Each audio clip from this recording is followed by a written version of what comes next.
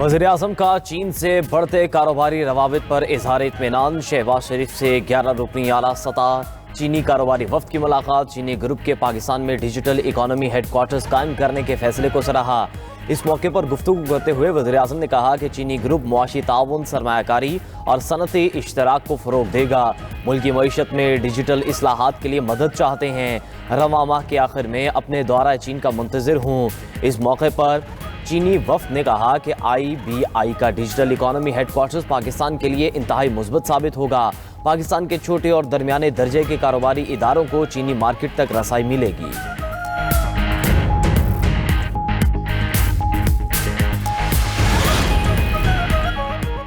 अनमोल उर्फ पिंकी की निशानदही पर पुलिस का कराची के इलाके सच्चल में एक घर पर छापा। घर के बाथरूम से लाखों मालियत की कोकेन बरामद। सच्चल थाने में मुकदमा दर्ज। दूसरी जानिब मुलजिमा की जानिब से मुकदमात की पैरवी के लिए मुतअद्दिद वकला से राबते। नामवर वकला ने पिंकी के केसेस में पेश होने से माजरत कर ली। उधर लाहौर में मुलजिमा अनमोल पिंकी और भाइयों के खिलाफ 2 और मुकदमे सामने आ गए।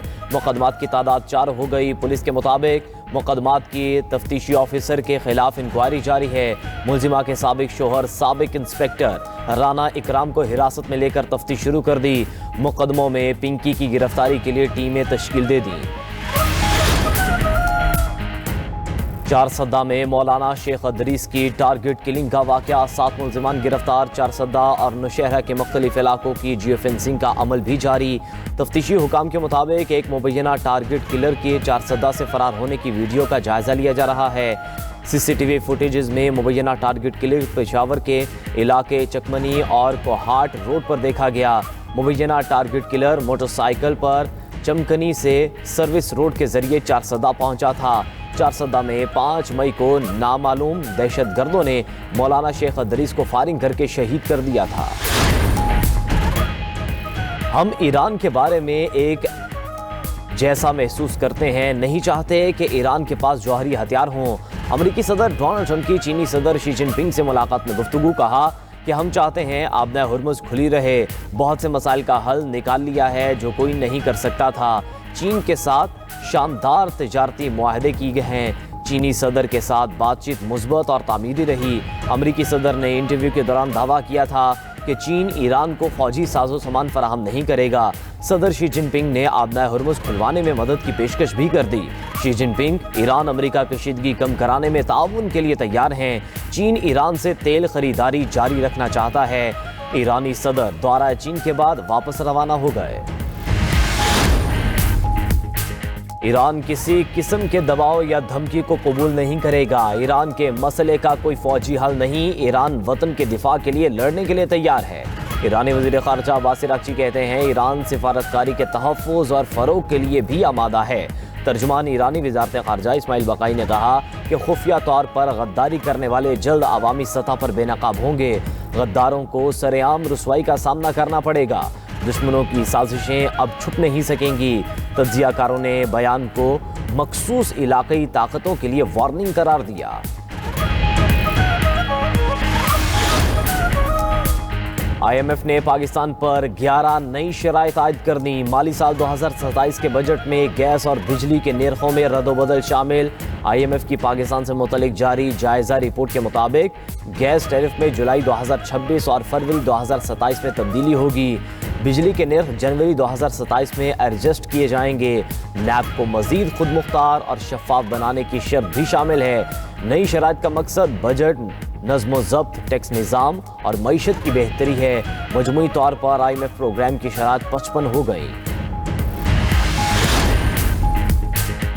मुल्क भर में 2.5 करोड़ से ज़ायद बच्चे स्कूल नहीं जाते। कौमी असम्बली में पेश किए गए एदाद-ओ-शुमार में इंकशाफ। वज़ारत तालीम के मुताबिक पंजाब में सबसे ज़्यादा 90,60,000 बच्चे तालीम से महरूम हैं। सिंध में स्कूल ना जाने वाले बच्चों की तादाद 70,82,000 है। बलूचिस्तान के 40,92,000, इस्लामाबाद में 9,000 बच्चे स्कूल की बुनियादी तालीम से महरूम हैं। स्कूल ना जाने वाले बच्चों की उम्रें 5 से 16 साल तक है।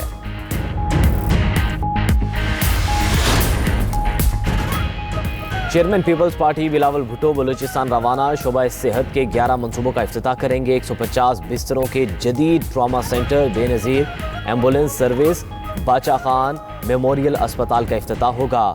منصوبوں میں پہلی سرکاری ایئر ایمبولینس، حفاظتی ٹیکہ جات، جدید ریفرل ڈیجیٹل نظام بھی شامل۔ بلاول بھٹو 10 ضلعی اسپتالوں میں ٹی بی علاج مراکز کا بھی افتتاح کریں گے۔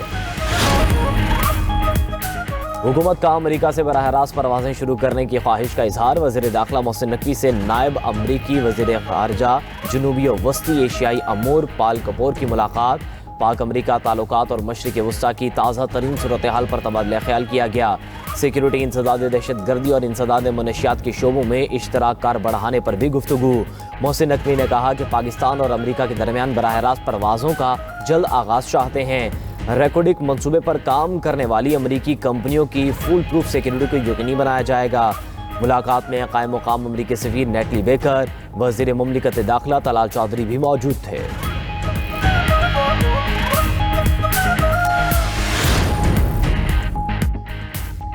وزیر اعلیٰ خیبر پختونخوا کی زیر صدارت مونسون کنٹیجنسی پلان سے متعلق اجلاس۔ صوبائی و ضلعی تیاریوں کی تفصیلی جائزہ۔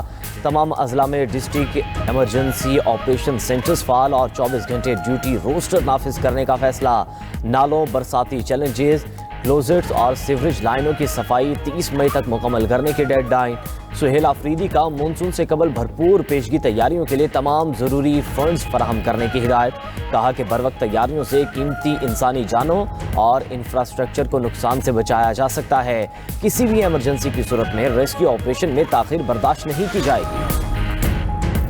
ایران جنگ ختم کرنے کی اہم قرارداد امریکی ایوان نمائندگان میں بھی ناکام۔ ایوان میں قرارداد کے حق اور مخالفت میں برابر کے ووٹ آئے۔ روئٹرز کے مطابق ووٹنگ 212 کے مقابلے میں 212 سے برابر رہی۔ امریکی سینٹ سے بھی ایران جنگ مخالف قرارداد مسترد ہوئی۔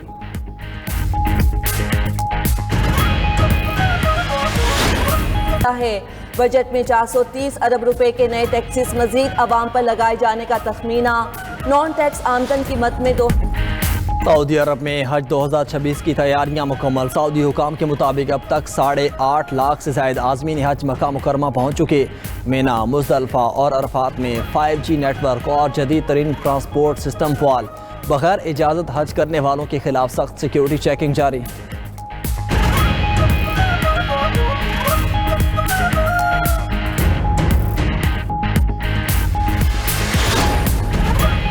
واشنگٹن میں اسرائیل اور لبنان کے درمیان براہ راست مذاکرات کا پہلا دور مثبت اور تعمیری رہا۔ امریکی محکمہ خارجہ کا کہنا ہے کہ فریقین کے درمیان مذاکرات کا سلسلہ آج بھی جاری رہے گا۔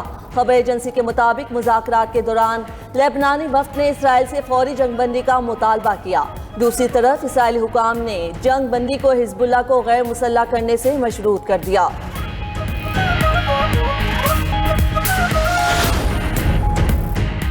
روس کا یوکرین پر میزائل حملہ، 9 منزلہ عمارت تباہ ہونے سے 21 افراد ہلاک، 45 زخمی ہو گئے، درجنوں افراد لاپتہ۔ خبر ایجنسی کے مطابق روسی حملے میں یوکرینی دارالحکومت کیف کی رہائشی عمارت کو نشانہ بنایا گیا۔ ملبے تلے دبے لاپتہ افراد کی تلاش کے لیے ریسکیو آپریشن جاری۔ یوکرینی صدر نے ہلاکتوں میں اضافے کا خدشہ ظاہر کر دیا۔